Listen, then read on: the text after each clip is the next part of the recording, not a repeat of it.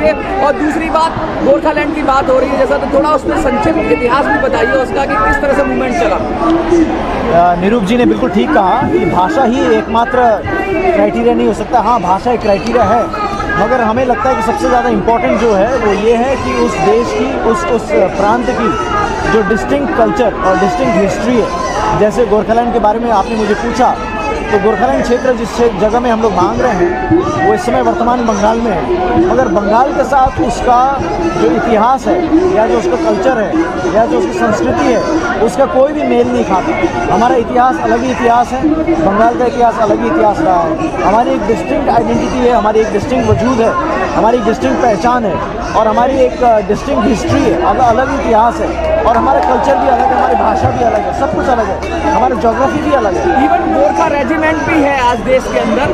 जी, Gorkha regiment जो है वो तो मुद्दा अलग है। मेरे कहने का मतलब हमारा ये डिस्टिंक्ट कल्चर है, डिस्टिंक्ट आइडेंटिटी है, डिस्टिंक्ट हिस्ट्री है, और ये सब के कारण हम चाहते हैं कि हमारा गवर्नेंस भी इस कारण से अलग से हो। नए राज्य बनाने का ये एक बहुत इम्पोर्टेंट माप है।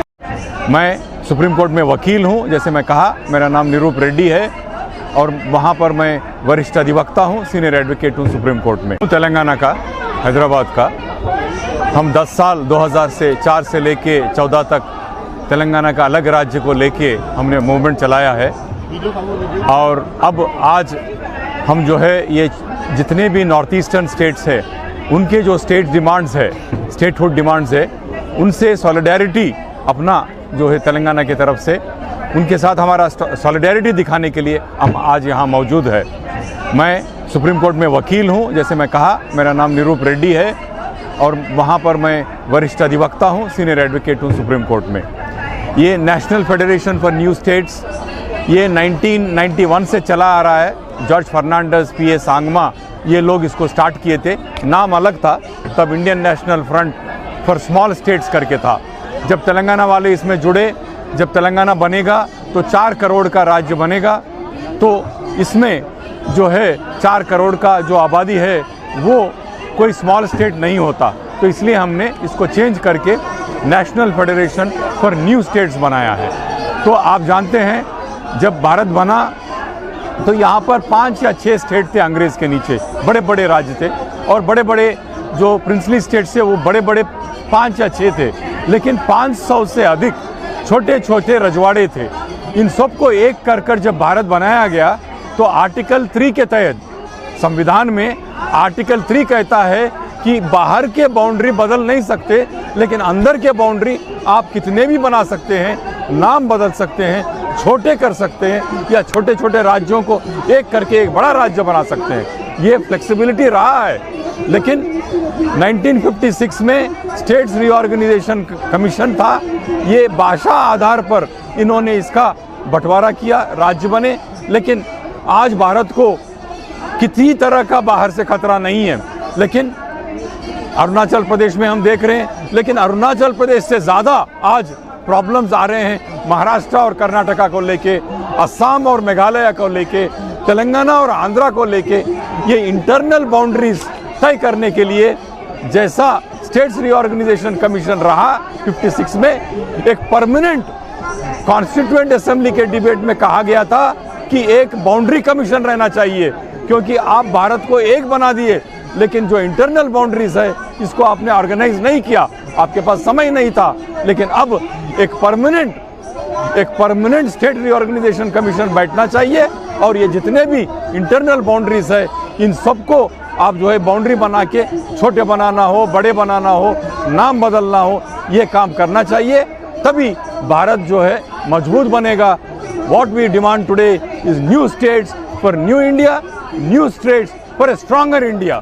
सर, जो इमीडिएट इफेक्ट या इमीडिएट फायदा आप क्या देख रहे हैं नए स्टेट्स बनने से? लगा तुरंत जो आपको एकदम फायदा मिलेगा वो क्या होगा? नहीं, फायदा क्या फायदा? एक राज्य उत्तर प्रदेश 12 करोड़ का होता है और तेलंगाना 4 करोड़ का होता है। हमारा पॉपुलेशन कम है। साउथ इंडिया और नॉर्थ इंडिया में भी प्रॉब्लम आ सकता है। साउथ इंडिया का पॉपुलेशन कम है, साउथ इंडिया का डेवलपमेंट बहुत आगे है, लेकिन फंड जो है पूरा नॉर्थ इंडिया को जाता है। तो फंड कोई भी स्टेट हो 2 करोड़ से ज़्यादा नहीं रहना चाहिए। वो 60 स्टेट बने, 70 स्टेट बने, 100 स्टेट बने, कोई भी स्टेट अगर आज आप सस्टेनेबल डेवलपमेंट की बात कर रहे हैं। सस्टेनेबल डेवलपमेंट तो छोड़ो, बीजेपी गवर्नमेंट सरकार है, ये बीजेपी गवर्नमेंट आरएसएस चलाता है। आरएसएस अपना ऑर्गेनाइजेशन चलाने के लिए भारत को कितना डिवीजन बनाया, 56 डिविजन्स। अगर आपको एक संस्था को चलाने के लिए 65 जो है 56 अगर डिवीजन बना के आपका संस्था चला रहे, देश को 56 राज्य क्यों नहीं बनाते हो? बहुत ही वाजिब सवाल है सर आपका। इमीडिएट क्या भाषा के आधार पर ही होगा राज्यों का पुनर्गठन, या कोई अन्य भी देखना चाहिए? क्राइटेरिया क्या हो, बेसिक क्राइटेरिया क्या हो आपकी नजर में? नहीं, हमारे जो है हम लोग अटके हुए हैं, इतिहास में अटके हुए हैं।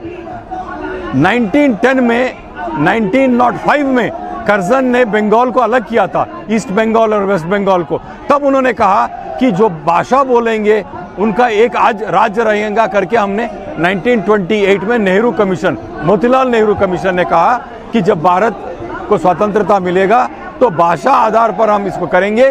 बंगाल जैसा हम कर्जन जैसा बंगाल को डिवाइड करें, हम भाषा आधार पर डिवाइड नहीं होने देंगे। लेकिन मैं पूछता हूं, तेलंगाना और आंध्रा दोनों तेलुगु बोलते हैं, तो एक भाषा रह के भी अलग राज्य रह सकते हैं। ये अंबेडकर ने कहा, there can be many states with one language. Many states with one language. Munish sir, क्या कहेंगे आप? बहुत गंभीर बात उठाई, सबने प्रश्न किया कि भाषा का कोई मतलब है नहीं, बहुत सारी चीज़ें होती हैं। तो क्या क्या फैक्टर हैं जिससे आपको लगता है कि नए स्टेट्स बनने के लिए होने चाहिए? और दूसरी बात, गोरखालैंड की बात हो रही है जैसा, तो थोड़ा उसमें संक्षिप्त इतिहास भी बताइए उसका कि किस तरह से मूवमेंट चला। निरूप जी ने बिल्कुल ठीक कहा कि भाषा ही एकमात्र क्राइटेरिया नहीं हो सकता। हाँ, भाषा एक क्राइटेरिया है, मगर हमें लगता है कि सबसे ज़्यादा इम्पोर्टेंट जो है वो ये है कि उस देश की उस प्रांत की जो डिस्टिंक्ट कल्चर और डिस्टिंक्ट हिस्ट्री है। जैसे गोरखालैंड के बारे में आपने मुझे पूछा, तो गोरखालैंड क्षेत्र जिस जगह में हम लोग मांग रहे हैं वो इस समय वर्तमान बंगाल में है, मगर बंगाल के साथ उसका जो इतिहास है या जो उसका कल्चर है या जो उसकी संस्कृति है उसका कोई भी मेल नहीं खाता। हमारा इतिहास अलग ही इतिहास है, बंगाल का इतिहास अलग ही इतिहास रहा है। हमारी एक डिस्टिंक्ट आइडेंटिटी है, हमारी एक डिस्टिंक्ट वजूद है, हमारी एक डिस्टिंक्ट पहचान है और हमारी एक डिस्टिंक्ट हिस्ट्री है, अलग इतिहास है। और हमारा कल्चर भी अलग है, हमारी भाषा भी अलग है, सब कुछ अलग है, हमारा ज्योग्राफी भी अलग है। इवन गोरखा रेजिमेंट भी है आज देश के अंदर। जी, गोरखा रेजिमेंट जो है वो तो मुद्दा अलग है। मेरे कहने का मतलब हमारा ये डिस्टिंक्ट कल्चर है, डिस्टिंक्ट आइडेंटिटी है, डिस्टिंक्ट हिस्ट्री है, और ये सब के कारण हम चाहते हैं कि हमारा गवर्नेंस भी इस कारण से अलग से हो। नए राज्य बनाने का ये एक बहुत इम्पोर्टेंट माप है।